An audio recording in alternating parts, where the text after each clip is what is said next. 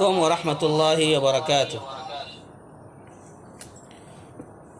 ان الحمد للہ نحمده ونستعینه ونستغفره ونعوذ باللہ من شرور انفسنا ومن سیئات اعمالنا من يهده الله فلا مضل له ومن يضلل فلا هادي له واشهد ان لا اله الا الله وحده لا شريك له واشهد ان محمدا عبده ورسوله يا ايها الذين امنوا اتقوا الله حق تقاته ولا تموتن الا وانتم مسلمون يا ايها الناس اتقوا ربكم الذي خلقكم من نفس واحده وخلق منها زوجها وبث منهما رجالا كثيرا ونساء واتقوا الله الذي تساءلون به والارحام ان الله كان عليكم رقيبا يا أيها الذين آمنوا اتقوا الله وقولوا قولا سديدا يصلح لكم أعمالكم ويغفر لكم ذنوبكم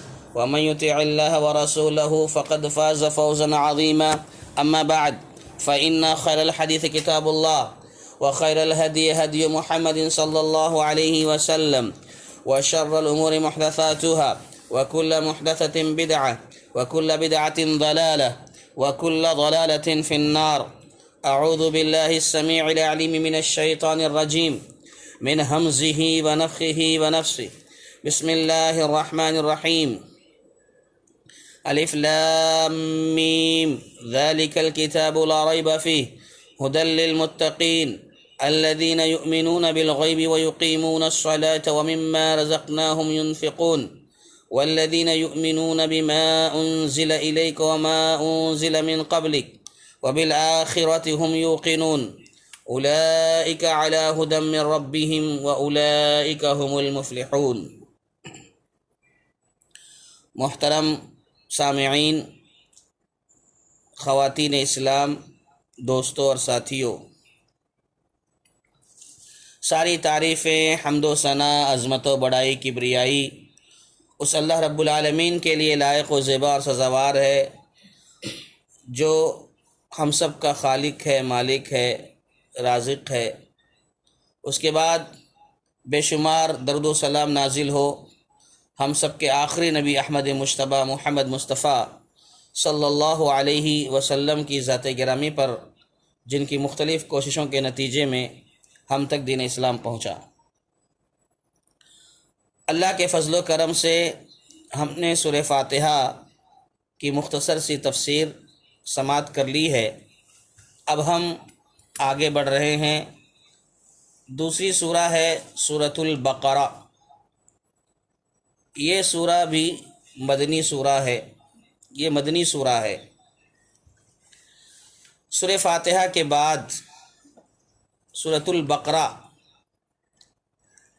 مفسرین نے یہاں پر دونوں صورتوں کے درمیان ایک ربط پیدا کرنے کی کوشش کی ہے کہ سورہ فاتحہ کے بعد سورۃ البقرہ، ان دونوں کے درمیان تعلق اور ربط کیا ہے۔ تو کہتے ہیں کہ سورہ فاتحہ یہ دعا ہے اور سورہ بقرہ اس کا جواب ہے۔ سورہ فاتحہ کے اندر اللہ تبارک و تعالی نے دعا سکھائی ہے، دعا کے آداب اور سلیقے بتائے ہیں۔ سورہ فاتحہ میں ایک بندہ، مومن بندہ اللہ سے دعا کرتا ہے تو اس دعا کے نتیجے میں جو تفصیلات ہیں، جو جواب ہے، وہ سورہ بقرہ کے اندر ہے، یعنی یہاں سے اس کا آغاز ہو رہا ہے۔ سورہ فاتحہ اگر خلاصہ ہے تو اس کے بعد جو ہے قرآن اس کی تفصیل ہے، یہ بتایا جا رہا ہے اب یہاں سے، یعنی سورہ فاتحہ پڑھ کر کے قرآن مجید کا آغاز ہو چکا ہے۔ آپ نے دعا کی کچھ چیزوں کی، اب اس کی تفصیلی گفتگو، اس کا تفصیلی جواب جو ہے اب پورے قرآن کی شکل میں آگے آ رہا ہے۔ یہ چیز علم مفسرین بیان کر رہے ہیں کہ ان دونوں کا آپس میں ربط ہے۔ سورہ بقرہ، اس کی بہت زیادہ فضیلت آئی ہے۔ سورہ بقرہ کے تعلق سے یہ بات ہے کہ عبداللہ ابن عباس رضی اللہ تعالیٰ عنہ کے حوالے سے وہ نقل کرتے ہیں، کہتے ہیں کہ یہ مدنی سورہ ہے اور مدینے میں سب سے پہلے سورہ بقرہ ہی نازل ہوئی، یعنی ہجرت کے بعد جو سورہ نازل ہوئی اس میں سب سے پہلے سورہ بقرہ نازل ہوئی، یعنی سورہ بقرہ مکمل کے بجائے سورہ بقرہ کی آیات سب سے پہلے نازل ہوئیں مدینے میں ہجرت کے بعد۔ اور اس سورہ کا نام سورہ بقرہ کیوں رکھا گیا؟ اس لیے کہ اسی سورہ کے اندر سورہ بقرہ میں آیت نمبر 67 سے لے کر 73 تک بقرہ کا ذکر آیا ہے، ایک واقعہ بیان کیا گیا ہے جو انشاءاللہ ہم آگے جب پہنچیں گے تو پڑھیں گے۔ ایک واقعہ بیان کیا گیا ہے جس میں بقرہ کا ذکر ہے، اور بقرہ کے معنی ہوتے ہیں گائے کے۔ اس مناسبت سے اس سورہ کا نام سورہ بقرہ رکھا گیا۔ اس سورہ کی فضیلت کے حوالے سے میں 2 حدیثیں آپ کو سناتا ہوں، اس کے بعد ہم آگے بڑھتے ہیں۔ پہلی حدیث، یہ بھی بہت معروف اور مشہور حدیث ہے، ہم نے بارہا سنی ہے۔ ابو ہریرہ رضی اللہ تعالیٰ عنہ حدیث کے راوی ہیں، بیان فرماتے ہیں کہ پیارے نبی صلی اللہ علیہ وسلم نے ارشاد فرمایا، لا تجعلوا بیوتکم مقابر، کہ تم اپنے گھروں کو قبرستان نہ بناؤ۔ ان الشیطان ینفر من البیت الذی تقرأ فیہ سورۃ البقرہ، کہ شیطان جو ہے اس گھر سے بھاگ جاتا ہے جس گھر سے سورہ بقرہ کی تلاوت ہوتی ہے، جس گھر میں سورہ بقرہ پڑھی جاتی ہے، جس گھر میں سورہ بقرہ کی تلاوت ہوتی ہے، اس گھر میں شیطان اپنا ڈیرا نہیں ڈالتا، شیطان اس گھر سے بھاگ جاتا ہے۔ تو پتہ یہ چل رہا ہے کہ سورہ بقرہ کی یہ فضیلت ہے کہ گھروں میں اس کی تلاوت بکثرت ہونی چاہیے۔ اسی طریقے سے ایک اور حدیث ہے جو سورہ بقرہ کی فضیلت پر دلالت کرتی ہے۔ عبداللہ ابن عباس رضی اللہ تعالیٰ عنہ روایت کرتے ہیں کہ ایک مرتبہ جبریل علیہ السلام نبی صلی اللہ علیہ وسلم کے ساتھ بیٹھے ہوئے تھے۔ ایک مرتبہ جبریل علیہ السلام سید الملائکہ، جن کے ذریعے آسمان سے وحی آیا کرتی تھی، یہ جبریل علیہ السلام نبی صلی اللہ علیہ وسلم کے ساتھ بیٹھے ہوئے تھے۔ آپ صلی اللہ علیہ وسلم نے اپنے اوپر سے ایک کھڑکھڑاہٹ کی آواز سنی، کھڑکھڑاہٹ کی آواز آئی تو اپنا سر اٹھایا۔ اللہ کے نبی صلی اللہ علیہ وسلم نے اوپر، جیسے کبھی ہوتا ہے نا کہ کوئی چیز اوپر سے مطلب کھڑکھڑانے کی آواز آ رہی ہے تو سر اٹھاتے ہیں، ایسے ہی اللہ کے نبی صلی اللہ علیہ وسلم ایک معمول کے مطابق جب آواز سنی تو سر اٹھایا اوپر۔ اس پر جبریل علیہ السلام نے فرمایا کہ یہ جو آواز کھڑکھڑانے کی ابھی آئی ہے نا، یہ آسمان کا ایک دروازہ ہے، یہ آسمان کا ایک دروازہ ہے جو آج کھولا گیا ہے، اور آج سے پہلے کبھی نہیں کھولا گیا تھا۔ یہ آسمان کا ایک دروازہ ہے جو آج کھولا گیا ہے اور آج سے پہلے کبھی کھولا نہیں گیا تھا۔ پھر اس دروازے سے ایک فرشتہ نازل ہوا، اترا زمین پر آنے کے لیے۔ تو جبریل علیہ السلام نے فرمایا کہ یہ ایک فرشتہ ہے جو زمین پر اترا ہے، جو آج سے پہلے کبھی نہیں اترا تھا۔ وہ دروازہ بھی پہلی بار کھلا، آج سے پہلے کبھی نہیں کھلا تھا۔ وہ فرشتہ بھی زمین پر پہلی بار اترا ہے، اس کے پہلے کبھی نہیں اترا تھا۔ پھر وہ فرشتہ آنے کے بعد کہتا ہے، یا رسول اللہ، آپ کو 2 نور کی بشارت ہے، 2 نور کی بشارت ہے جو آپ کو دیے گئے ہیں، آپ کو عطا کیے گئے ہیں، اور آپ سے پہلے کسی نبی کو نہیں دیے گئے۔ یہ 2 نور آپ سے پہلے کسی اور نبی کو نہیں دیے گئے۔ ایک سورۃ الفاتحہ ہے جو ہم نے گزشتہ 2 دنوں میں اس کی تفسیر سماعت کی، اور دوسرے سورہ بقرہ کی آخری آیات ہیں، یہ بیان کیا۔ اب اس میں ایک بات یہ بتائی ہے، اسی حدیث میں ہے، اللہ کے نبی صلی اللہ علیہ وسلم سے کہا جا رہا ہے کہ اب آپ ان میں سے جس ایک حرف کی بھی تلاوت کریں گے، اس میں جو بھی دعا ہے مضمون کے اعتبار سے، مضمون کی مناسبت سے، وہ چیز اللہ تعالیٰ آپ کو عطا کر دے گا، وہ چیز آپ کو دے دی جائے گی۔ تو بہرحال اس میں سورہ بقرہ کی چند آیتوں کے حوالے سے ذکر کیا گیا ہے، اس کی فضیلت بیان کی گئی ہے۔ تو کہنے کا مطلب یہ ہے کہ سورہ بقرہ کی اگر آپ فضیلت تلاش کریں گے کتاب و سنت کے اندر حوالوں میں اگر دیکھیں گے تو ایسی بہت ساری حدیثیں ہیں، بعض آیتوں کی فضیلتیں ہیں، سورہ بقرہ کی مجمل فضیلتیں ہیں، ایسی بہت ساری فضیلتیں بیان کی گئی ہیں۔ تو بہرحال یہ سورہ بقرہ ہے جو ہم شروع کرنے جا رہے ہیں۔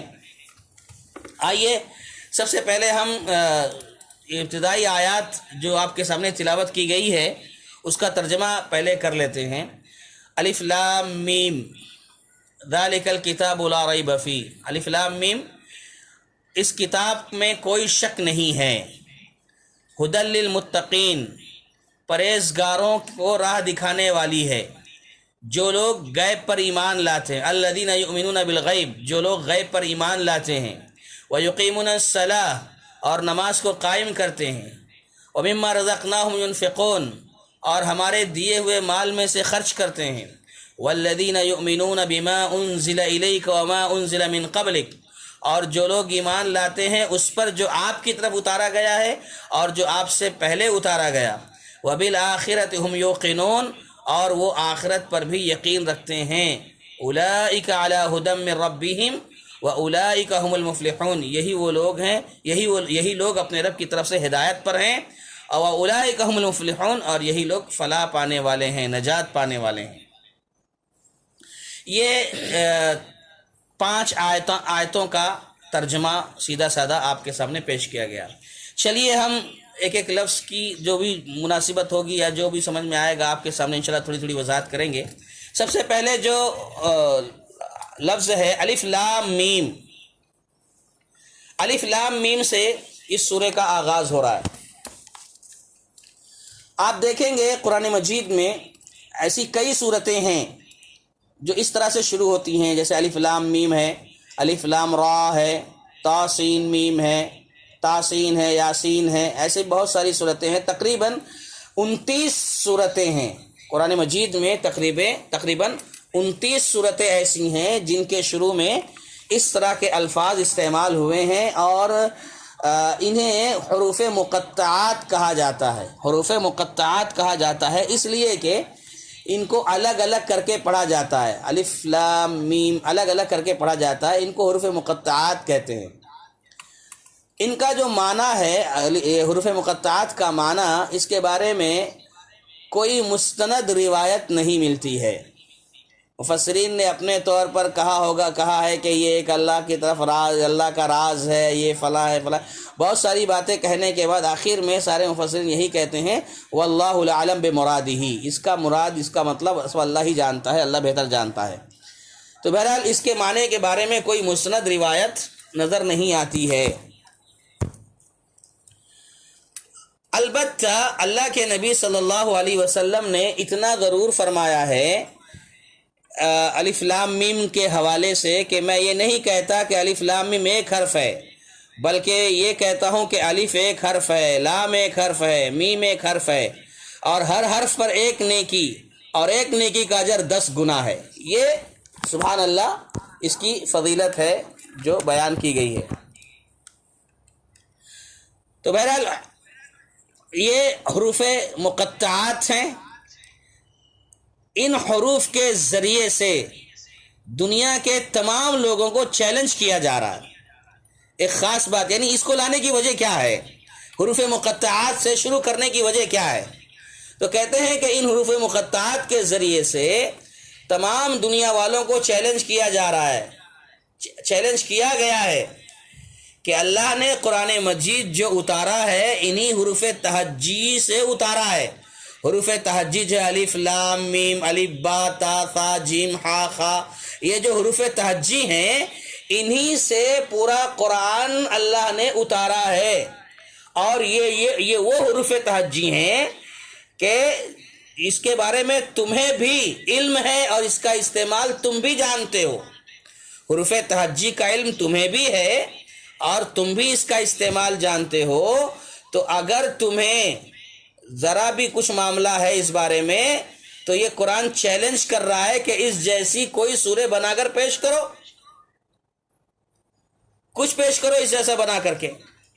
علامہ ابن کثیر رحمہ اللہ نے ایک بات یہ لکھی ہے، جن صورتوں کی ابتدا، جن صورتوں کا آغاز مقطعات سے ہوتے ہیں ان میں خصوصیت کے ساتھ قرآن کی عظمت کا ذکر ہے،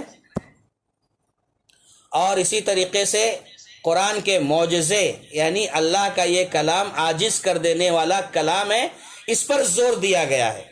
اور آپ دیکھیں گے مفسرین ذکر کرتے ہیں کہ جو صورتیں حروف مقطعات سے شروع ہوتی ہیں ان کے بعد قرآن مجید ہی کا تذکرہ ہوتا ہے. جیسے ابھی آپ نے یہ پڑھا الف لام میم ذالک الکتاب لا ریب فیہ، قرآن کا ذکر آیا. اسی طریقے سے الف لام میم تنزیل الکتاب لا ریب فیہ من رب العالمین، حامیم تنزیل من الرحمن الرحیم.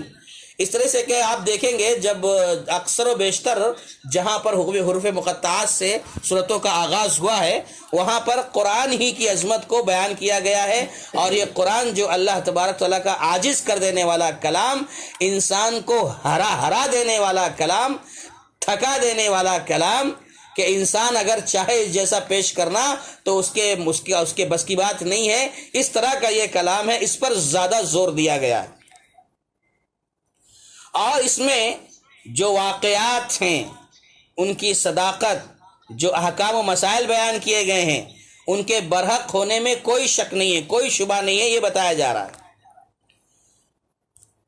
تو بہرحال حروف مقطعات سے شروع کر کے یہ بتایا جا رہا ہے کہ اگر تمہیں ذرہ برابر بھی اس کتاب کے بارے میں شک ہے، جیسے کہ آگے کہا ذالک الکتاب لا ریب فیہ، اس میں کوئی شک و شبہ نہیں ہے، اگر تمہیں ذرا بھی شک ہے تو اس چیلنج کو قبول کرو اور اس جیسی کوئی چیز پیش کرو. جیسے کہ یہاں کہا گیا ذالک الکتاب لا ریب فیہ، اس کتاب کے بارے میں کوئی شک نہیں ہے.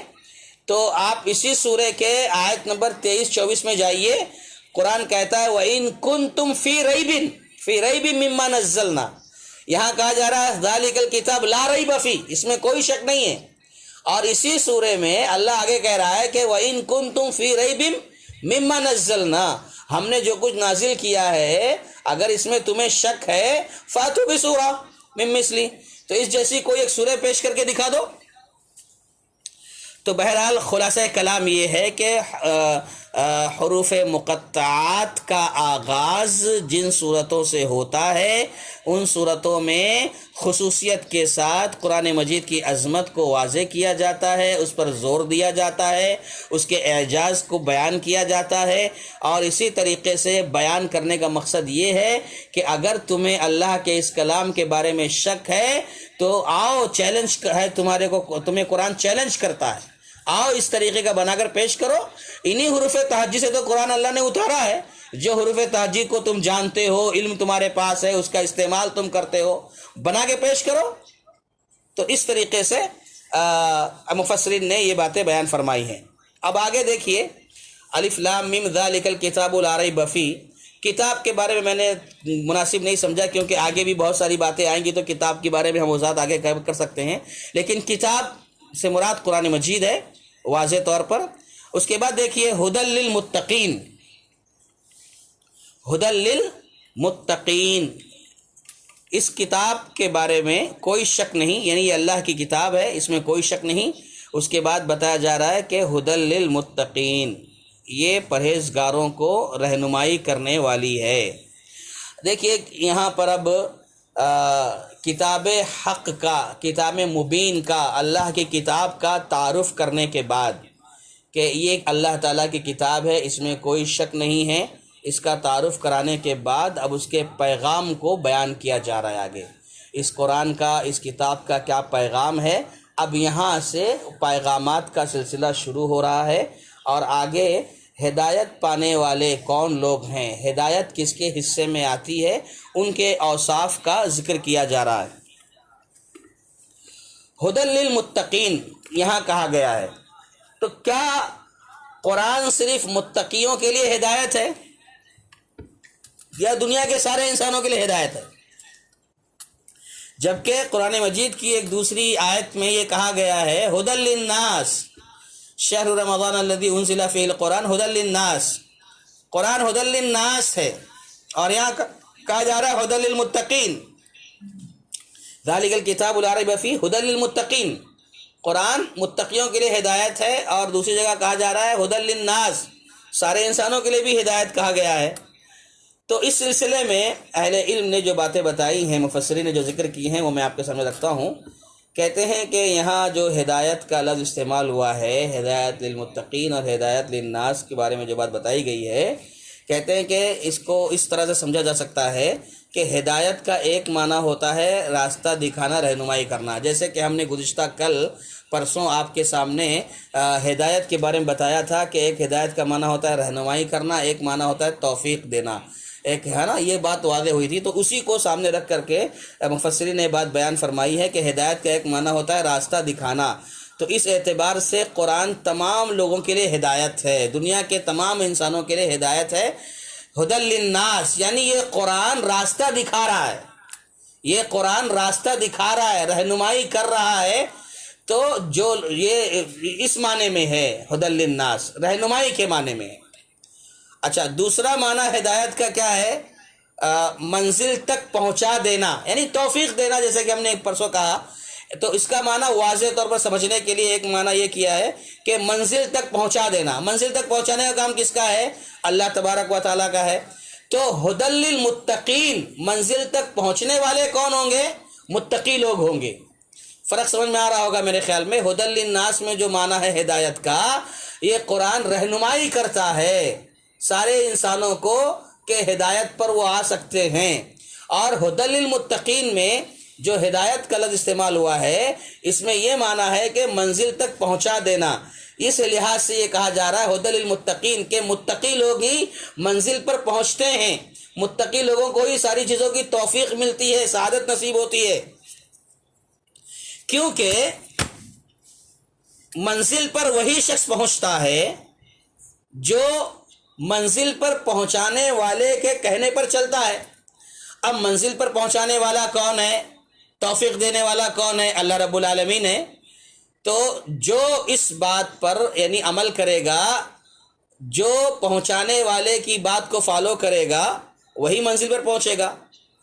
اہل علم نے ہدی للمتقین کی مثال کو کچھ اس طرح سمجھایا ہے کہ جیسے فرض کرو ایک مقرر ہے، ایک خطیب ہے، تقریر کر رہا ہے، خطبہ دے رہا ہے، اور تقریر کے دوران جو تقریر کر رہا ہے بڑی اہم باتیں، قیمتی نصیحتیں وہ لوگوں کے سامنے پیش کر رہا ہے.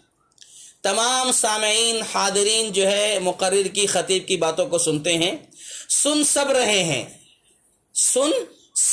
ہیں، لیکن سننے کے بعد مقرر اور خطیب کی باتوں کو یکساں طور پر پوری طرح اس سے مستفیض ہونا یہ سب کے بس کی بات نہیں ہے. سب ایک ساتھ ایک جیسی بات سب سمجھ نہیں پاتے ہیں. کچھ بلکہ اپنی اپنی صلاحیت، اپنی اپنی بساط، اپنی اپنی لیاقت کی بنیاد پر جو خطیب بیان کرتا ہے اس کو سمجھتے ہیں اور پھر اس پر عمل کرتے ہیں. کچھ لوگ 50% سمجھتے ہیں، کچھ لوگ 90 سمجھتے ہیں، پھر اس پر کچھ لوگ سمجھتے تو 100% ہے لیکن عمل کرتے 50%. کچھ لوگ سمجھتے ہی نہیں ہیں، بالکل پوری طرح بس جیسے آتے ہیں ویسے ہی چلے جاتے ہیں. تو یہی معنی ہے، بولتے ہیں کہ جیسے تقریر سن کر کے بعض لوگ بالکل اثر نہیں قبول کرتے ہیں، یہی معاملہ ہے ہدی للناس اور ہدی للمتقین کا. یعنی اثر قبول کرنے والے متقی ہوتے ہیں، اثر قبول کرنے والے متقی لوگ ہوتے ہیں، یہ بیان کیا جا رہا ہے. تو یہ واضح ہو گیا کہ قرآن مجید یہ ہدی للمتقین بھی ہے، ہدی للناس بھی ہے. اور ہدی للناس کیوں ہے، کیسے ہے، یہ بھی واضح ہو گیا. اور ہدی للمتقین بھی کیوں ہے، کیسے ہے، یہ بھی واضح ہو گیا. اور آگے بڑھتے ہیں ہم لوگ. آگے مطلب متقین کا جو لفظ استعمال ہوا ہے، تو یہاں پر ہم تھوڑی دیر کے لیے تقویٰ کیا ہے اس کو سمجھ لیتے ہیں. تقوی کے تعلق سے کیا باتیں اہل علم نے ذکر کی ہیں اس کو ہم تھوڑا سا سمجھ لیتے ہیں. تقوی کا ویسے معنی ہوتا ہے بچنا، گناہوں سے بچنا. ہاں، گناہوں سے اپنے آپ کو بچانا، یہ تقوی ہے. وقایقی سے مطلب بچنے کے معنی میں استعمال ہوتا ہے. علی رضی اللہ تعالیٰ عنہ تقوی کی تعریف کرتے ہوئے ذکر کرتے ہیں، التقوی ہی الخوف من الجلیل. تقوی جو ہے اللہ کے خوف کا نام ہے. تقوی اللہ کے خوف، والعمل بالتنزیل، شریعت کے مطابق پوری طرح عمل، والقناعت من القلیل، جو بھی مل جائے کم پر قناعت، والاستعداد لیوم الرحیل، آخرت کی دن کی تیاری. یہ 4 چیزوں کا نام علی رضی اللہ تعالیٰ عنہ کے پاس تقوی ہے. علی رضی اللہ تعالیٰ عنہ تقوی کے بارے میں بتاتے ہیں کہ 4 چیزیں اگر آدمی کے پاس ہے تو سمجھ لو وہ تقوی، متقی ہے. التقوی ہی الخوف من الجلیل. سب سے پہلے کیا ہے؟ اللہ کا خوف، اللہ رب العالمین کا خوف. دوسرا شریعت کے مطابق عمل، تیسرا قناعت پر کم پر قناعت کرنا، جو کچھ میسر آ جائے زندگی میں روزی روٹی اس پر قناعت کرنا، واویلا نہیں مچانا، ہنگامہ نہیں کرنا، پریشان نہیں ہونا، پریشان نہیں کرنا، جو کچھ نصیب میں لکھا ہے مل جائے کم قناعت کرنا، والاستعداد لیوم الرحیل، اور آخرت کے دن کی تیاری میں لگ جانا۔ یہ چار چیزیں ہیں، یہ تقویٰ کہلاتی ہیں، یہ چار چیزیں تقوی کا نام ہے علی رضی اللہ تعالیٰ عنہ کے پاس۔ اب اسی طریقے سے عمر بن عبدالعزیز رحمۃ اللہ علیہ نے تقوی کے تعریف کی ہے، تقوی کے بارے میں ذکر کیا ہے۔ لیست التقوی قیام اللیل ولا صیام النہار والتخلیط، کہتے ہیں کہ تقوی جو ہے دن میں روزہ رکھنے، رات کی عبادت اور لوگوں میں خلط ملت ہونے کا نام نہیں ہے۔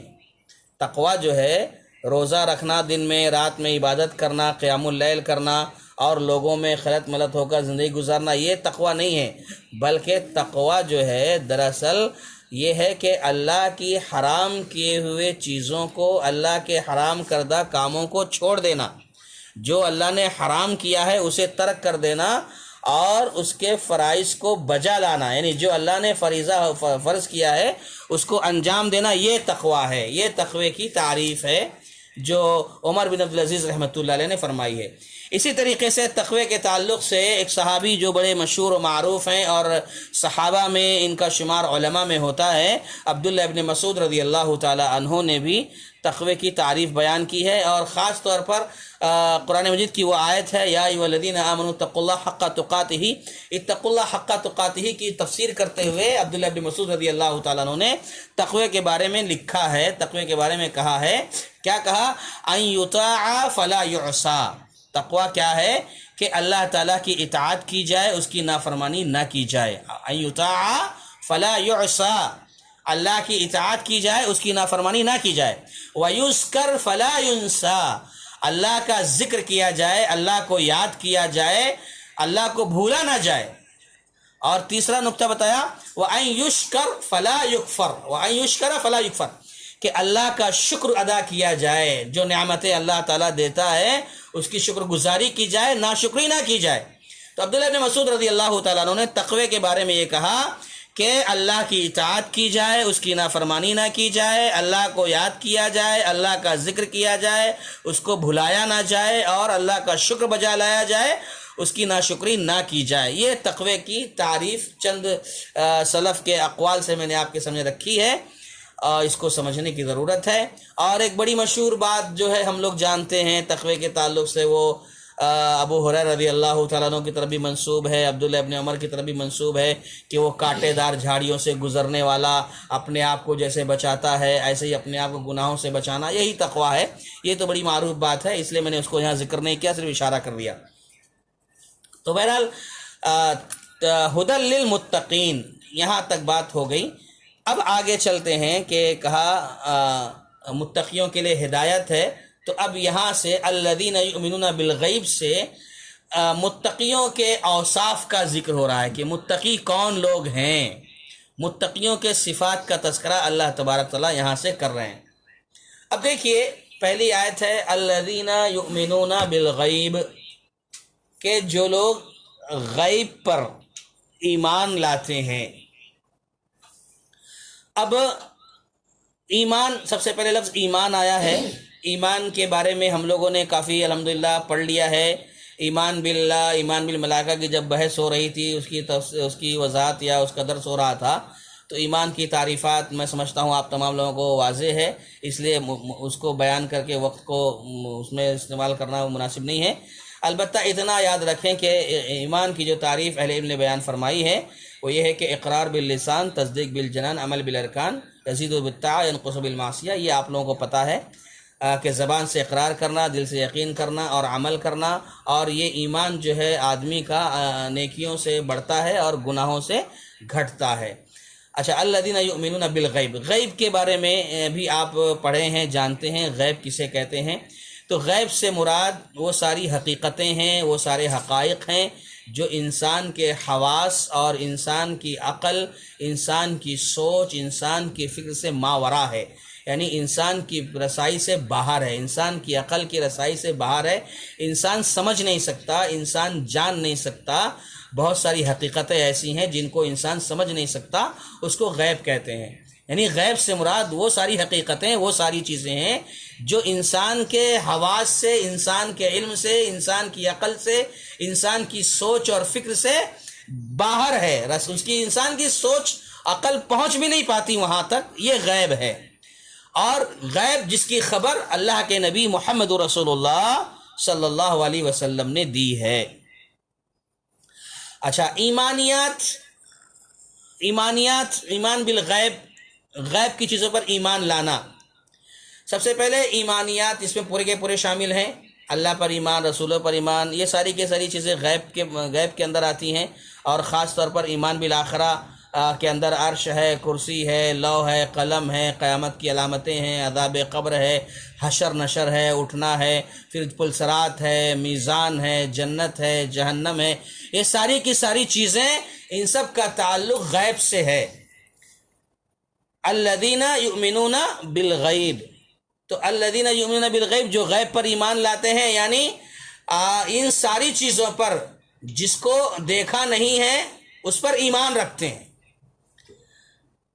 اور آگے چلتے ہیں، پہلی بات یہ بتائی گئی کہ غیب پر ایمان رکھتے ہیں۔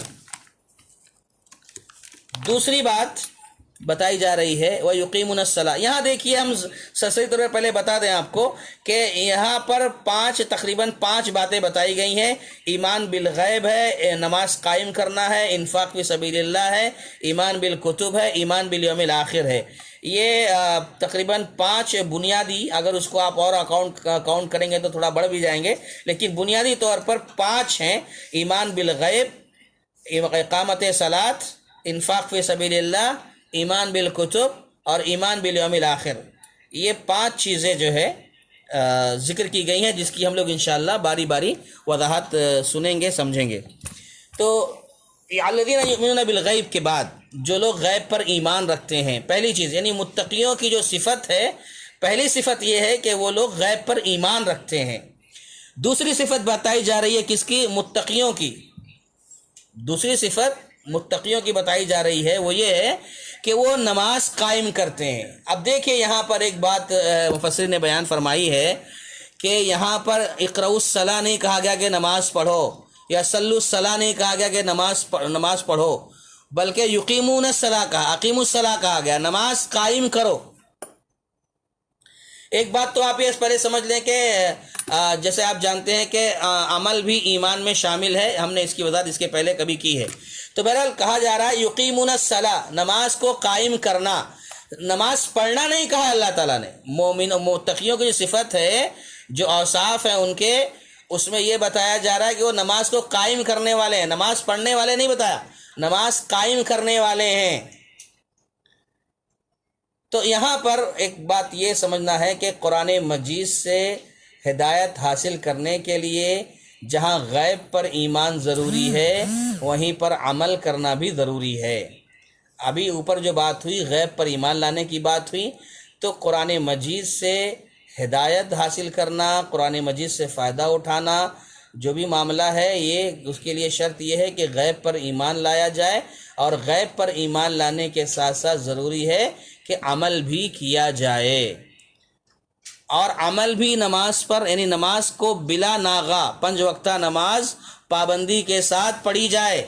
یہ قرآن مجید سے ہدایت حاصل کرنے کا سبب ہے کہ نماز کو پابندی سے ادا کیا جائے، 5 وقتہ نمازوں کو ادا کیا جائے، کیونکہ یہاں پر دیکھیے نماز صرف پڑھنا نہیں ہے نا، اقامت صلاۃ ہے، نماز قائم کرنا ہے۔ اور نماز قائم کرنے میں دیکھیے اہل علم مفسرین نے کتنی باتیں بتائی ہیں۔ کہتے ہیں کہ نماز قائم کرنے میں یہ بھی شامل ہے، جیسے کہ اللہ کے نبی صلی اللہ علیہ وسلم نے بیان فرمایا، صلو کما رأیتمونی اصلی، کہ تم نماز اسی طرح پڑھو جس طرح مجھے پڑھتے ہوئے دیکھے ہو، یعنی ویسے ہی نماز پڑھنا جس طرح نبی صلی اللہ علیہ وسلم نے نماز پڑھی ہے۔ صلو کما رأیتمونی اصلی میں دونوں چیزیں آ گئی، ایک اطاعت بھی آ گئی، دوسری اتباع بھی آ گئی۔ صلو یعنی نماز پڑھو، یعنی اطاعت کرو، کما رأیتمونی اصلی جیسے مجھے نماز پڑھتے ہوئے دیکھا ہے، یعنی ایک تو ہے نماز پڑھو، اور دوسرا پیغام کیا ہے؟ جیسے میں نے پڑھی ہے ویسے پڑھو۔ نبی صلی اللہ علیہ وسلم کے طریقے کے مطابق نماز پڑھو. یعنی کیا ہے کہ نماز کے جو ارکان ہیں ان کو اعتدال کے ساتھ ادا کرنا، اطمینان کے ساتھ ادا کرنا ضروری ہے. اب اللہ کے نبی صلی اللہ علیہ وسلم کے سامنے جیسے کہ جانتے ہیں آپ کہ ایک شخص نماز پڑھ رہا تھا اور ارکان ادا نہیں کر رہا تھا، تو اللہ کے نبی صلی اللہ علیہ وسلم نے اسے بار بار لوٹایا، کہا ارجع فصلی فإنک لم تصلی، جاؤ واپس جاؤ، تم نے نماز نہیں پڑھی. یعنی اٹھ بیٹھ کر کے چلا آ رہا تھا، ارکان پوری طرح سے ادا نہیں ہو رہے تھے. ہم میں سے آج بھی بہت سارے نادان بیچارے ایسے ہیں جو نماز کو لاؤبالی طریقے سے پڑھتے ہیں، ان کو پرواہ نہیں ہوتی کیا کر رہے ہیں، بس یہی اٹھک بیٹھک کرتے ہیں، بس کیا پڑھنا ہے، کیسے رکوع کرنا ہے، کیسے سجدہ کرنا ہے، اس کا اہتمام نہیں کرتے، بس پڑھ لے رہے ہیں. تو سمجھنا یہ ہے کہ اسلام نے، قرآن نے پڑھنے کا حکم نہیں دیا ہے، نماز قائم کرنے کا حکم دیا ہے. تو نماز قائم کرنے میں ضروری ہے کہ ہر رکن کو اعتدال کے ساتھ، اطمینان کے ساتھ ادا کیا جائے. اور کہتے ہیں اقامت صلاۃ میں جماعت کا اہتمام بھی شامل ہے. جماعت قائم کرنا، جماعت کے ساتھ نماز پڑھنا، یہ بھی نماز قائم کرنے میں شامل ہے. اسی طریقے سے صفوں کو درست کرنا بھی اقامت صلاۃ کا حصہ ہے. اسی لیے صحابہ اکرام کا معاملہ کیا تھا کہ صحابہ اکرام جب بھی صف بندی کرتے تھے تو قدم سے قدم، کندھے سے کندھا ملا کر کھڑے ہوتے تھے، کیونکہ یہ بھی نماز کے اقامت صلاۃ کا، نماز کے قائم کرنے کا ایک جز ہے، ایک حصہ ہے. اور اسی طریقے سے نماز کے لیے طہارت ضروری ہے، وضو کرنا ضروری ہے، یہ بھی اقامت صلاۃ میں سے شامل ہے. اور پھر اس کے بعد کہتے ہیں کہ ان سب چیزوں کے ساتھ نماز کو اس طرح پڑھو، اس قدر انہماک کے ساتھ اللہ سے تعلق مضبوط کر کے قائم ہونا چاہیے، یا اللہ سے تعلق مضبوط کر کے نماز پڑھنا چاہیے. جیسے کہ کہا گیا کہ بندہ اپنے رب کی زیارت کر رہا ہو، بندہ اپنے رب کو دیکھ رہا ہو، ان تعبد اللہ کانک تراہ فإن لم تکن تراہ فإنہ یراک، یہ بات واضح ہے. تو بہرحال یہ اقامت صلاۃ ہے. بس ایسے ہی نماز پڑھ لینا یہ مراد نہیں ہے. قرآن مجید جو ہدایت کی کتاب ہے، اس سے ہدایت وہی لوگ پائیں گے جو ایمان بالغیب کے ساتھ ساتھ نماز کو قائم کریں گے. نماز پڑھنا نہیں ہے، نماز قائم کرنا ہے. اچھا، اس کے بعد اور آگے بڑھتے ہیں. اس کے بعد تیسری ایک صفت بیان کی گئی ہے، وَمِمَّا رَزَقْنَاهُمْ يُنْفِقُونَ. وَمِمَّا رَزَقْنَاهُمْ يُنْفِقُونَ، کہ ہم نے جو کچھ دیا ہے اس کو خرچ کرتے ہیں. انفاق فی سبیل اللہ، جو کچھ ہم نے دیا ہے خرچ کرتے ہیں. دیکھیے یہاں پر کہا گیا مما، جو کچھ دیا ہے خرچ کرتے ہیں. جو کچھ سے مراد یہاں پر ہر نعمت ہے. مال بھی مراد ہے، اولاد بھی مراد ہے، علم و عقل، دانش مندی جو اللہ نے آپ کو عطا فرمائی ہے وہ بھی مراد ہے، قوت ہے، صحت و تندرستی ہے، عزت و وقار ہے، ہنر مندی ہے، جوانی ہے، ضعیفوں کی مدد کرنا ہے، زکوٰۃ ادا کرنا ہے، سب اس میں شامل ہے. اسی طریقے سے بیویوں کا نان نفقہ ہے، بچوں کی دیکھ بھال ہے، قریبی رشتہ داروں اور اپنے محتاطوں پر خرچ کرنا، یہ سب کا سب اس میں شامل ہے. مما رزقناہم ينفقون میں سب شامل ہے. اچھا یہاں دیکھیے ایک خاص بات جو ہے وہ یہ کہ مما رزقناہم میں جو ہے نا، اصل میں وہ من کا لفظ استعمال ہوا ہے، من ما ہے وہ، اور نون کو حذف کر کے مما کر دیا گیا ہے. تو جیسے قرآن مجید کی جو نزاکتیں ہیں، سبحان اللہ، قرآن مجید کا ایک ایک لفظ اپنے اندر ایسی گہرائی رکھتا ہے، آپ اس کا اندازہ اسی سے لگا لیں کہ دیکھیے قرآن نے کہا مما رزقناہم. میں بس ایک چھوٹی سی وضاحت کرنا چاہ رہا ہوں کہ یہاں پر حرف من لایا گیا ہے، اور من کہتے ہیں یہاں پر تبعیض کے لیے ہے. یعنی تبعیض کے لیے مطلب کیا ہے، کسی چیز کے بعض حصے پر دلالت کرتا ہے لفظ من، یعنی پوری چیزیں نہیں، بعض حصے پہ دلالت کرتا ہے. یعنی کیا مطلب ہے اس کا، یعنی اللہ تبارک و تعالی نے کہا کہ مما رزقناہم ينفقون، جو کچھ ہم نے مال دیا ہے یا جو کچھ دیا ہے اس میں سے خرچ کرتے ہیں. تو کتنا خرچ کرتے ہیں، من سے بتا رہے ہیں کہ بعض تھوڑا سا مطالبہ ہے، بہت مال و دولت کا بہت معمولی حصہ، تھوڑا سا حصہ اللہ وہ طلب کرتا ہے. یعنی وہ مال اتنا دینا ہے کہ اس کے دینے کی وجہ سے نہ تو کوئی نقصان ہوگا نہ ہی کوئی بڑا بوجھ ہوگا، بلکہ اس کے خرچ سے خود فائدہ ہوگا، ان کے گھر والوں کو، رشتہ داروں کو، بھائیوں کو، برادروں کو، پڑوسیوں کو، سب کو فائدہ ہوگا. تھوڑا سا خالی خرچ کرنا ہے. من کا لفظ استعمال کر کے بتا رہے، من تبعیض کا. اچھا ایک اور بات، مما رزقناہم میں رزقناہم اللہ نے کہا ہے، رزقناہم کہ ہم نے ان کو روزی دی ہے، ہم نے ان کو رزق دیا ہے۔ اس میں اس حقیقت کی طرف اشارہ بھی ہے کہ یہ جو مال و منال، متاع، ساز و سامان جو تمہارے قبضے میں اللہ نے دیا ہے، جو تمہاری قدرت میں ہے، یہ سمجھ کے چلو کہ یہ سب کچھ تمہاری اپنی صلاحیت کی وجہ سے نہیں ہے، تمہاری اپنی قوت اور ملکیت اور بل بوتے پر نہیں ہے، تمہاری اپنی لیاقت اور محنت پر نہیں حاصل ہوا ہے، بلکہ یہ اللہ تعالیٰ کا رزق ہے۔ اللہ نے تمہیں یہ عطا کیا ہے، اللہ نے تمہیں انعام دیا ہے، یہ اللہ کی طرف سے ہے، کیونکہ رزق کا معاملہ، خزانوں کا معاملہ جو ہے یہ سارا کا سارا اللہ کے اختیار میں ہے۔ لہو مقالید السماوات والارض، آسمان و زمین کے خزانے کی ساری کنجیاں اللہ کے پاس ہے۔ ان اللہ والرزاق ذو القوتین، اللہ تعالیٰ ان اللہ والرزاق ذو القوت المتین، کہ اللہ تعالیٰ ہی رزاق ہے، روزی دینے والا ہے۔ تو بہرحال کہنے کا مطلب یہ ہے کہ ساری روزی یا رزق جو کچھ ہے یہ اللہ کی طرف سے ایک فضل ہے۔ اب اللہ کی طرف سے فضل کیسے ہے میں آپ کو بتاؤں ایک حدیث کے ذریعے،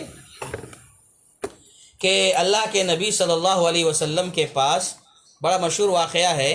اللہ کے نبی صلی اللہ علیہ وسلم کے پاس کچھ صحابہ کرام آئے، اور یہ وہ صحابہ تھے جو غریب تھے، ضرورت مند تھے۔ یہ اللہ کے نبی صلی اللہ علیہ وسلم کے پاس آتے ہیں اور کہتے ہیں اے اللہ کے نبی صلی اللہ علیہ وسلم، ہمیں ایک پریشانی ہے، ایک تکلیف ہے۔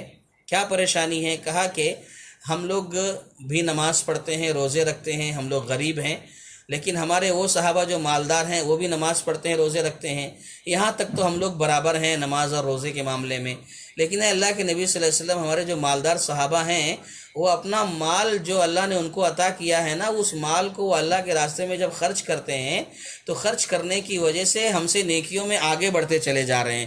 تو ہمیں پریشانی یہ ہے کہ ہم ان کا مقابلہ کر نہیں پا رہے ہیں، ہم نیکیوں میں ان سے سبقت نہیں کر پا رہے ہیں، یہ پریشانی ہمیں ہے کہ وہ ہم سے نیکیوں میں آگے بڑھتے جا رہے ہیں۔ ہم کیا کریں؟ ہمیں کچھ ایسا بتا دیجئے کہ ہم بھی ان کا مقابلہ کر سکیں، یا کم از کم ان کی نیکیوں تک ہم پہنچ سکیں۔ اللہ کے نبی صلی اللہ علیہ وسلم نے بیان فرمایا کہ دیکھو میں تمہیں کچھ اذکار بتاتا ہوں، وظائف بتاتا ہوں، اس کا اہتمام کرو گے تو تم مالدار صحابہ جو مال خرچ کر کے نیکی کما رہے ہیں، تم ان اذکار کا اہتمام کر کے نیکیاں کما لو گے۔ اللہ کے نبی صلی اللہ علیہ وسلم نے اپنے صحابہ کرام کا یہ ذوق و شوق دیکھا تو سبحان اللہ، الحمدللہ، یہ کچھ اذکار وظائف بتا دیے۔ صحابہ کرام آئے، خوشی خوشی گھر لوٹے اور آ کر کے اہتمام شروع کر دیا، ذکر و اذکار یہ شروع کر دیا انہوں نے۔ اب بہرحال آہستہ آہستہ یہ خبر پھیلتی گئی، بات پہنچتی گئی، پہنچتے پہنچتے کہاں تک پہنچی؟ وہ صحابہ جو مالدار تھے ان تک بات پہنچی، وہ صحابہ جو مالدار تھے وہ بھی سن کر کے اس پر عمل کرنا شروع کر دیے، یعنی پھر وہ نیکیوں میں آگے بڑھنے لگے۔ پھر یہ غریب صحابہ پریشان ہو گئے، پھر یہ بھاگے بھاگے اللہ کے نبی صلی اللہ علیہ وسلم کے پاس پہنچے اور کہتے ہیں اللہ کے نبی صلی اللہ علیہ وسلم، جس بات کا ڈر تھا وہی ہوا۔ کیا ہوا؟ وہ مالدار صحابہ پھر جو ہے ہم سے نیکیوں میں آگے بڑھ رہے ہیں، وہ لوگ بھی یہ کام کرنے لگے ہیں۔ تو اس وقت اللہ کے نبی صلی اللہ علیہ وسلم نے کیا کہا وہی بتانا ہے مجھے آپ کو۔ پھر نبی صلی اللہ علیہ وسلم نے اس وقت یہ آیت پڑھی، ذالک فضل اللہ یؤتیہ من یشاء، اے میرے صحابہ یہ اللہ کا فضل ہے، اللہ جسے دینا چاہتا ہے دیتا ہے۔ تو جس کے پاس مال ہے، دولت ہے، روپے ہیں، پیسے ہیں، اس کو سمجھنا چاہیے کہ اللہ تعالیٰ کی طرف سے ان کو خاص فضل ملا ہے، اللہ کی طرف سے خاص انعام ملا ہے، اس کی حفاظت کریں، اور جو کچھ اللہ نے کہا ہے خرچ کرنے کے لیے خرچ کرنے کی کوشش کریں۔ تو کہا ہدایت انہی لوگوں کو ملتی ہے جو لوگ خرچ کرتے ہیں ان چیزوں میں جو ہم نے دیا ہے۔ الذین یؤمنون بالغیب ویقیمون الصلاۃ ومما رزقناہم ینفقون۔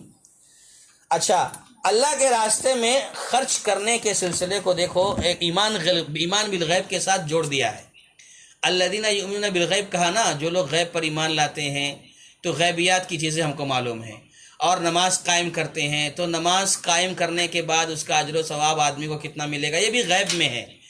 اب وَمِمَّا رَزَقْنَاهُمْ يُنْفِقُونَ کو بھی غیب کے ساتھ ملا دیا ہے۔ کیوں؟ ایسا کیوں؟ غیب کے ساتھ ملانے کی وجہ کیا ہے؟ غیب کے ساتھ اس کو جوڑ دیا گیا ہے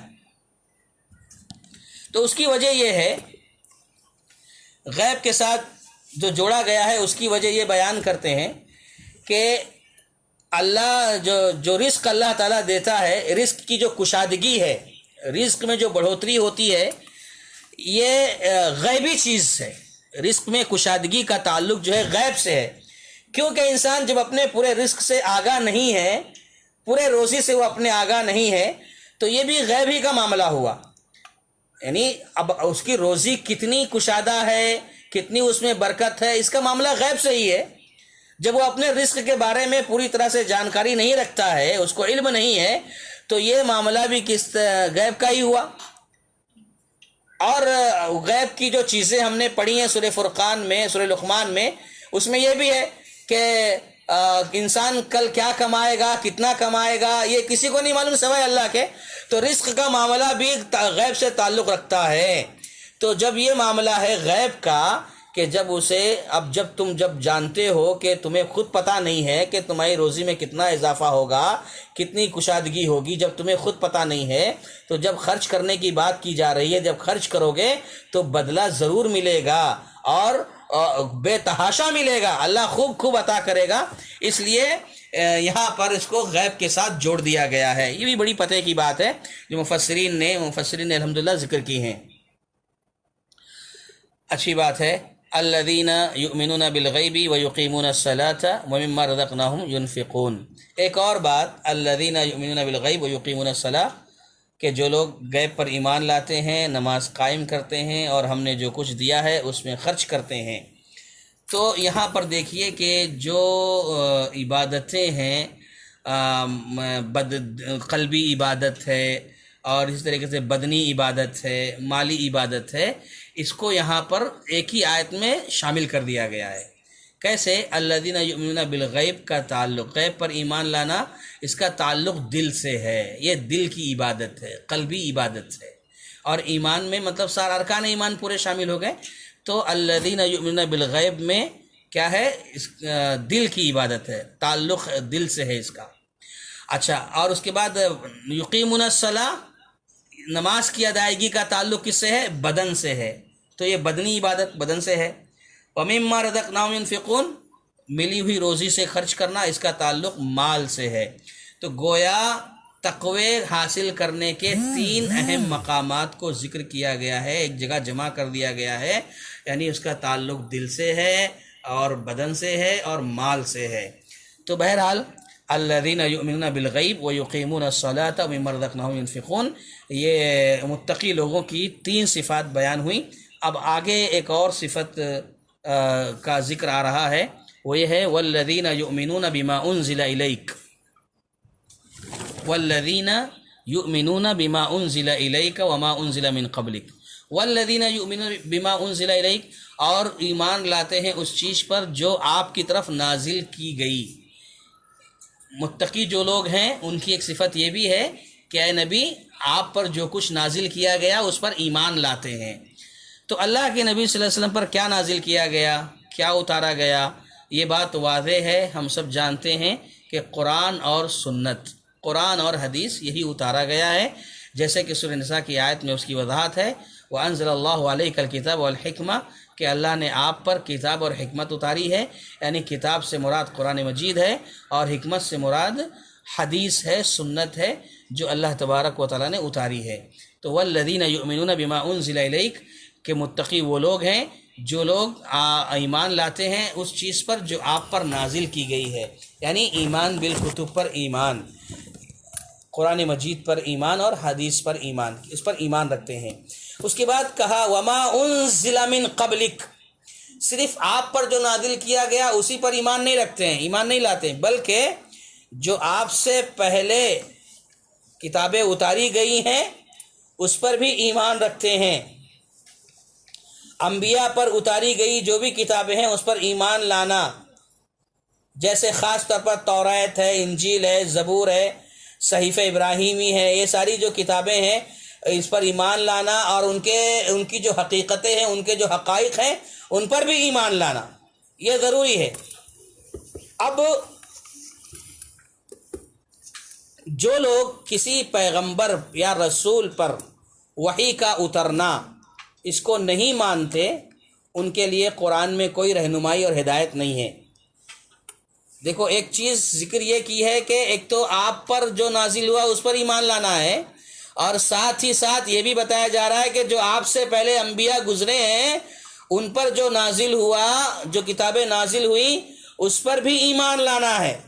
اب اگر کوئی شخص کسی نبی کے اوپر نازل کی گئی کتابوں پر ایمان نہیں لاتا ہے، نہیں مانتا ہے، تو قرآن مجید اس کے لیے ہدایت نہیں ہوگا، قرآن مجید اس کے لیے رہنمائی نہیں کر سکتا ہے، رہنمائی نہیں کرے گا۔ بس یہ اہل ایمان کی خصوصیت ہے کہ یہ تمام آسمانی کتابوں پر اور تمام انبیاء اور رسولوں پر ایمان لاتے ہیں اور ان کے درمیان کسی میں کوئی تفریق نہیں کرتے۔ یہ صرف مومنوں کی پہچان ہے، یہ صرف اہل ایمان کی صفت ہے، اہل ایمان کی خصوصیت ہے کہ وہ جیسے اللہ کے نبی صلی اللہ علیہ وسلم پر نازل کی گئی کتاب اور حدیث پر ایمان رکھتے ہیں، ویسے وہ پچھلی ساری کتابوں پر بھی ایمان رکھتے ہیں۔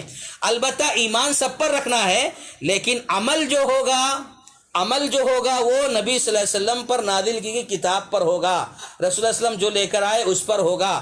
اور خاص بات یہ ہے اس پر اس لیے بھی ہوگا ہمیشہ کہ اس کی حفاظت کی ذمہ داری خود اللہ نے لی ہے۔ اِنَّا نَحْنُ نَزَّلْنَا الذِّكْرَ وَإِنَّا لَهُ لَحَافِظُونَ، کہ ہم نے اس کو نازل کیا ہے اور ہم اس کی حفاظت کرنے والے ہیں۔ اچھا، یہاں پر ایک اور خاص بات یہ ہے کہ یہاں پر اسلامی تعلیمات کی وسعت کا اندازہ لگایا جا سکتا ہے۔ اسلام کی وسعت تعلیم، یعنی اسلام جو تعلیم کی اجازت دیتا ہے نا، وسعت تعلیم کی، اس کا یہاں پر پتہ چلتا ہے کہ صرف قرآن پر ہی نہیں بلکہ تمام آسمانی کتابوں پر ایمان لانے کو ضروری سمجھتا ہے اسلام۔ حالانکہ قرآن کے نازل ہونے کے بعد پچھلی ساری کتابیں منسوخ ہو چکی ہیں، لیکن پھر بھی اس پر ایمان لانا ہے، اس پر ایمان رکھنا ہے۔ یہ اسلام کی وسعت تعلیم کا پتہ چلتا ہے، اس سے اسلام کے اندر تعلیم کی کتنی زیادہ وسعت ہے اس کا اندازہ ہوتا ہے۔ اور یہ بھی بتانا مقصود ہے کہ پچھلی ساری کتابیں جو انبیاء پر نازل ہوئی ہیں وہ سب کے سب سچ ہیں۔ آپ کو ایمان لانا اس لیے ضروری ہے پچھلی آسمانی کتابوں پر کہ یہ بھی بتانا مقصود ہے کہ وہ سب اللہ نے ہی اتاری تھیں، اللہ نے ہی نازل کی تھیں، اور وہ سب سچی کتابیں تھیں، اس لیے اس پر ایمان لانا بھی ضروری ہے۔ البتہ یہ اور بات ہے کہ اب وہ اپنی شکل میں دنیا میں کہیں نہیں پائی جاتی، اب وہ اپنی اصلی حالت میں دنیا میں کہیں پر بھی نہیں ہے، اس میں تحریف ہو گئی، تبدیلی ہو گئی۔ تو بہرحال وما انزل من قبلک، اس کے بعد جو لفظ آ رہا ہے وبالآخرۃ ہم یوقنون، وبالآخرۃ ہم یوقنون، کہ وہ آخرت پر یقین رکھتے ہیں۔ یہاں پر دیکھیے ایک آخری صفت بیان کی جا رہی ہے، پانچویں صفت۔ 4 صفتیں ہو گئیں، ایمان بالغیب، نماز قائم کرنا، خرچ کرنا اور ایمان بالکتب، 4 چیزیں ہو گئیں۔ ایمان بالآخرہ، دیکھیے ایمان بالآخرہ ایمان بالغیب میں آ چکا ہے۔ ایمان بالآخرہ کا جو معاملہ ہے، آخرت پر یقین کا، الذین یؤمنون بالغیب میں یہ چیز آ گئی ہے، لیکن خصوصیت کے ساتھ اس کو الگ سے ذکر کرنا یہ اس کی اہمیت کو بتاتا ہے۔ بہرحال آخرت جو ہے ان تمام امور کا نام ہے، ان تمام چیزوں کا نام ہے جو مرنے کے بعد انسان کو پیش آئیں گی۔ عام طور پر ایمان کا ذکر کرنے کے بعد جو ہے آخرت کا ذکر جو ہے خاص طور پر کرنے کا مطلب کیا بتایا جا رہا ہے کہ یہ ایمان کا ایک اہم رکن ہے، ایک ایمان کا ایک اہم جز ہے۔ آخرت پر ایمان یقین ہی جو ہے انسان کو نیک اعمال کرنے پر ابھارتا ہے اور برے اعمال سے بچنے پر آمادہ کرتا ہے۔ جب انسان کو آخرت پر یقین ہوگا، آخرت پر پختہ یقین ہوگا، ایمان ہوگا، تو وہ نیک اعمال زیادہ سے زیادہ کرے گا اور برے اعمال سے بچے گا۔ اس لیے یہ ایمان کا بنیادی جز ہے، اور اسی لیے ایمان بالغیب کے بعد اس کو الگ سے ذکر کیا گیا ہے۔ یہاں پر ایک خاص بات یہ مفسرین ذکر کرتے ہیں بالآخرۃ ہم یوقنون میں کہ قرآن مجید اگر چاہتا تو یوقنون بالآخرہ بھی کہہ سکتا تھا، یا بالآخرۃ یوقنون بھی کہہ سکتا تھا۔ آخرت پر ایمان رکھتے ہیں کر کے بات واضح ہو جاتی، بالآخرۃ یوقنون یا یوقنون بالآخرہ۔ وبالآخرۃ ہم یوقنون جو کہا ہے، کیوں کہا؟ ہم کا لفظ جو ادھر لایا ہے، ہم کے بارے میں کہتے ہیں کہ ہم جو ضمیر استعمال کی گئی ہے، اس سے معنی حصر کا پیدا ہوتا ہے، حصر کا معنی پیدا ہوتا ہے، یعنی کہ آخرت پر صحیح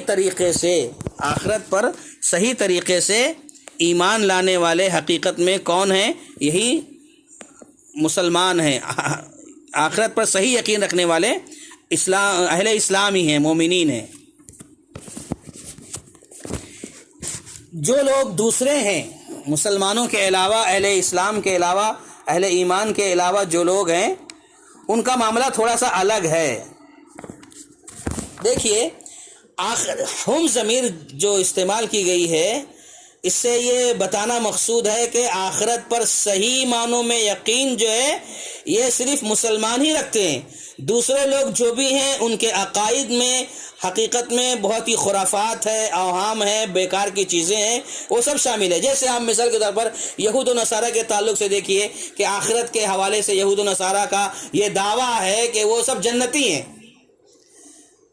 آخرت کے تعلق سے جو ایمان ہونا چاہیے، صحیح یقین ہونا چاہیے، وہ صرف مسلمانوں کے پاس ہے، مومنوں کے پاس ہے۔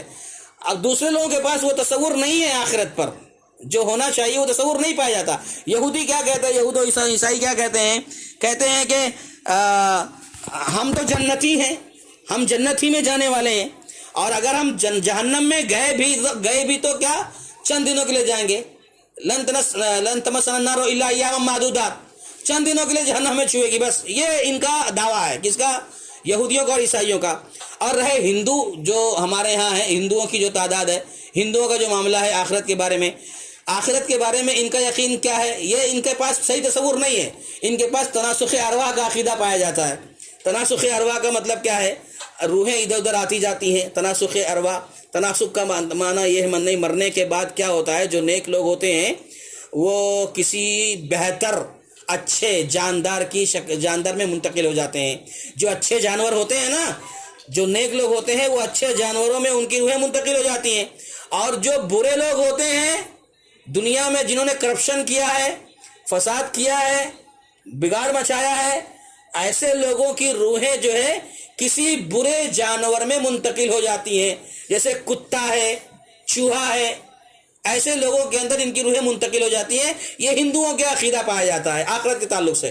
تو اسی لیے وبالآخرۃ ہم یوقنون جو کہا گیا ہے نا، مفسرین بیان کرتے ہیں کہ ہم سے یہ معنی حصر کا پیدا ہوتا ہے کہ حقیقی معنوں میں آخرت پر یقین یا آخرت کا صحیح تصور یہ صرف اہل اسلام کے پاس ہے، مسلمانوں کے پاس ہے، یہودیوں کے پاس نہیں، عیسائیوں کے پاس نہیں، ہندوؤں کے پاس نہیں، دوسرے دیگر مذاہب والے ہیں، کسی کے پاس آخرت کا صحیح تصور نہیں پایا جاتا ہے۔ صحیح تصور اگر آخرت کا کسی کے پاس ہے تو وہ کس کے پاس ہے؟ اہل ایمان کے پاس ہے، اہل اسلام کے پاس ہے۔ اور ایک چیز آگے ہم بتانا چاہ رہے ہیں آپ کو کہ غور کرنے کی بات ہے، اس پر انشاءاللہ ہم لوگ بات ختم کریں گے، وقت بھی قریب الختم ہے، کہ وبالآخرۃ ہم یوقنون کہا جا رہا ہے۔ یوقنون یعنی یقین کرتے ہیں۔ دیکھیے یقین کا جو لفظ ہے نا، یہ بڑا ہی پیارا لفظ ہے، اور یقین کے بارے میں اہل علم نے کہا ہے الیقین ہوا اعلی درجات العلم۔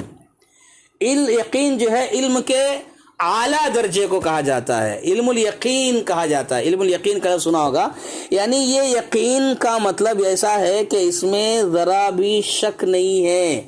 آخرت پر یقین رکھتے ہیں نا تو اس میں ذرا بھی تردد نہیں ہے، ذرا بھی شک نہیں ہے، شبہ نہیں ہے۔ آخرت کے واقع ہونے پر، آخرت کا دن ہے، آخرت قائم ہوگی، اس میں ذرا بھی شک قبول نہیں کرتے ہیں۔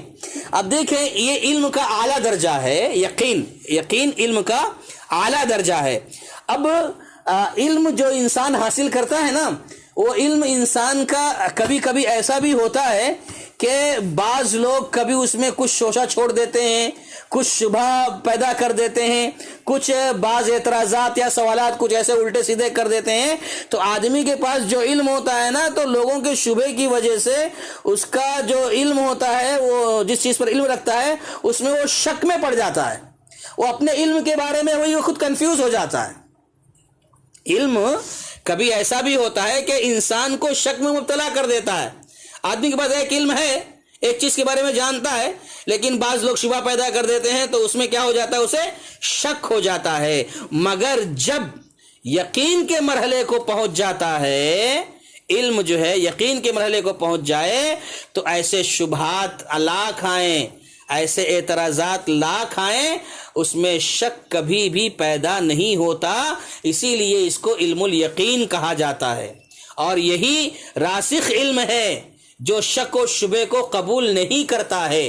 والراسخون فی العلم یقولون آمنا بہ کل من عند ربنا، قرآن ذکر کرتا ہے کہ راسخ علم والے وہی ہیں جو کہتے ہیں ہم ایمان لائے، بس کوئی شک و شبہ نہیں ہے، وبالآخرۃ ہم یوقنون، ایمان لا لیے خلاص، کوئی شک نہیں، کوئی لاکھ بحث کرو، لاکھ باتیں کرو، ہمارا ایمان و یقین ہے۔ اور ایمان و یقین ہم نے بتایا غیب پر ایمان لانے کی بات کیسی ہے کہ بالکل ایسا کہ اس میں شک نہیں، ذرا بھی شبہ نہیں۔ اچھا، اب کہتے ہیں کہ علم الیقین کے اوپر جو ہے عین الیقین ہے، عین الیقین۔ میرے خیال میں سورۃ التکاثر میں اس کا تذکرہ آیا ہے، علم الیقین ہے، عین الیقین کا ذکر آیا ہے سورۃ التکاثر میں، آپ پڑھ سکتے ہیں بہرحال۔ تو کہا کہ علم الیقین سے اونچا درجہ عین الیقین کا ہے، یعنی جس چیز کی خبر آپ کو دی گئی ہے، جس چیز کے بارے میں آپ کو بتایا گیا ہے، آپ اسے سن کر علم الیقین حاصل کر لیتے ہیں، پھر اس کے بعد جب اسے اپنی آنکھوں سے دیکھ لیتے ہیں تو عین الیقین ہو جاتا ہے، یعنی عینی مشاہدہ ہو گیا، اسے عین الیقین کہتے ہیں۔ یعنی گویا آپ کو بتایا جا رہا ہے کہ دیکھو جنت ہے، جہنم ہے، قیامت ہے، سب کچھ ہے، آپ کو یقین آ گیا، علم الیقین ہو گیا۔ پھر اس کے بعد جب اس کو آنکھوں سے مشاہدہ کریں گے، جب جنت کو، جہنم کو، قیامت کو اپنی آنکھوں سے دیکھ لیں گے تو یہ عین الیقین ہو گیا، اور جب جنت میں داخل ہو جائیں گے تو اسے کہتے ہیں حق الیقین۔ یقین کے یہ 3 درجات، 3 مراحل بتائے گئے ہیں، علم الیقین، عین الیقین، حق الیقین۔ اب یہاں پر دیکھیے ایک بات ابراہیم علیہ السلام کے حوالے سے جو کہی جاتی ہے کہ ابراہیم علیہ السلام نے اللہ تعالیٰ سے سوال کیا، ربی ارینی کیف تحیی الموتی، اے اللہ مجھے بتلائیے آپ مردوں کو زندہ کیسے کرتے ہو؟ تو اللہ نے کہا کیا تمہیں مجھ پر ایمان نہیں ہے؟ کہا ایمان تو ہے لیکن میں چاہتا ہوں کہ میرے ایمان میں اضافہ ہو جائے، یعنی جو میرا ایمان ابھی علم یقین تک ہے وہ عین یقین تک پہنچ جائے، حق الیقین تک پہنچ جائے، عین الیقین تک پہنچ جائے، یعنی آنکھوں سے مشاہدہ کر کے جو یقین حاصل ہوتا ہے میں وہاں تک پہنچنا چاہتا ہوں۔ تو اللہ تعالیٰ نے کیا کیا، وہ 4 پرندوں کو لیا، کہا کہ ذبح کرو، اس کے گوشت کے ٹکڑے 4 پہاڑیوں کے الگ الگ اس پہ رکھو، 4 پہاڑیوں کے بلندی پر، چوٹی پر رکھو، پھر اس کو جو ہے آواز دے کر بلاؤ، وہ سب تمہارے پاس دوڑتے ہوئے، یاتین کا سایہ دوڑتے ہوئے آ جائیں گے، یعنی آنکھوں دیکھا یقین، عین الیقین۔ تو بہرحال یقین کے جو ہے 3 مرحلے ہیں، 3 درجات ہیں، علم الیقین، عین الیقین، حق الیقین۔ وبالآخرۃ ہم یوقنون، تو کہا جا رہا ہے کہ آخرت کے دن پر یقین رکھتے ہیں، اس میں ذرا بھی شک و شبہ نہیں، بالکل ایسے ہی جیسے شہد کے بارے میں آپ کو کوئی خبر دیتا ہے کہ شہد جو ہے یہ بہت اچھا شہد ہے، بڑا پیارا شہد ہے، تو آپ کو باتوں کو سن کر کے یقین ہو جاتا ہے، یقینی علم آپ کو حاصل ہو جاتا ہے کہ شہد اچھا ہے۔ پھر اس کے بعد آپ کو دکھاتا ہے، اپنی آنکھوں سے آپ دیکھتے ہیں تو شہد کی جو شکل و صورت ہے یا اس کا رنگ جو ہے اس سے بھی آپ کو اندازہ ہو جاتا ہے کہ یہ شہد اچھا ہے، یعنی عین الیقین ہے۔ پھر جب آپ اسے چکھ لیتے ہیں تو آپ کو حق الیقین حاصل ہو جاتا ہے۔ تو بہرحال یہ جو باتیں میں نے اتنی کہی ہیں وہ یہ اس لیے کہی ہیں کہ وبالآخرۃ ہم یوقنون، مومن وہ ہوتے ہیں جو آخرت کے دن پر یقین رکھتے ہیں، ذرا بھی شک نہیں ہوتا ہے، یعنی کہ یہ ایمانیات پر یقین رکھنا عین الیقین کی طرح ہو، حق الیقین کی طرح ہو، جیسے کہ علی رضی اللہ تعالیٰ عنہ فرماتے ہیں لو رأیت الجنۃ والنار، اگر میں اپنی آنکھوں سے جنت و جہنم کو دیکھ لوں تب بھی مجھے اتنا یقین نہیں ہوگا جتنا یقین مجھے اسی وقت ہو گیا تھا جب میں نے نبی کریم صلی اللہ علیہ وسلم سے سنا تھا کہ جنت اور جہنم ہیں، تو اسی وقت مجھے یقین کامل ہو گیا، عین الیقین ہو گیا۔ اب مجھے یقین میں میرے یقین میں اضافے کی گنجائش نہیں ہے، اسی لیے بعض اہل علم نے یہ بھی کہا لو کشفت الحجاب مزدد بھی ایمانا، اگر غیب کے پردے ہٹا دیے جائیں تو بھی ایمان میں اضافے کی گنجائش باقی نہیں رہنا چاہیے۔ تو بہرحال کہنے کا مطلب یہ ہے کہ وبالآخرۃ ہم یوقنون، آخرت ان پر یقین رکھتے ہیں۔ وقت زیادہ ہو گیا ہے، اب یہاں پر جو ہے 5 صفات بیان کی گئی ہیں متقیوں کی، اور قرآن مجید جس کے لیے ہدایت کا سامان ہے وہ متقی ہیں۔ اور وہ کون لوگ ہیں متقی؟ نمبر 1 جو لوگ غیب پر ایمان رکھتے ہیں، نمبر 2 جو نماز قائم کرتے ہیں، نمبر 3 جو لوگ اللہ نے دیا ہے اس میں خرچ کرتے ہیں، نمبر 3 کتابوں پر ایمان لاتے ہیں جو اللہ کے نبی پر نازل ہوئی وہ اور جو پچھلے نبیوں پر نازل ہوئی اس پر ایمان لاتے ہیں، اور آخرت پر یقین رکھتے ہیں، آخرت پر یقین رکھتے ہیں۔ اور یہی وہ لوگ ہیں جو ہدایت پر ہیں اور یہی لوگ نجات پانے والے ہیں۔ اب یہاں پر اپنی گفتگو ہم ختم کر رہے ہیں۔ اللہ تعالیٰ سے دعا کرتے ہیں کہ اللہ رب العالمین جو باتیں کہی گئی، سنی گئی، سمجھی گئی، پڑھی گئی، اللہ تعالیٰ ان سب کے ساتھ ساتھ ہم سب کو عمل کی بھی توفیق عطا فرما۔ انشاءاللہ آگے کی آیتیں ہم کل آپ کے سامنے پیش کریں گے۔ وآخر دعوانا ان الحمد للہ رب العالمین۔ السلام علیکم ورحمۃ اللہ وبرکاتہ۔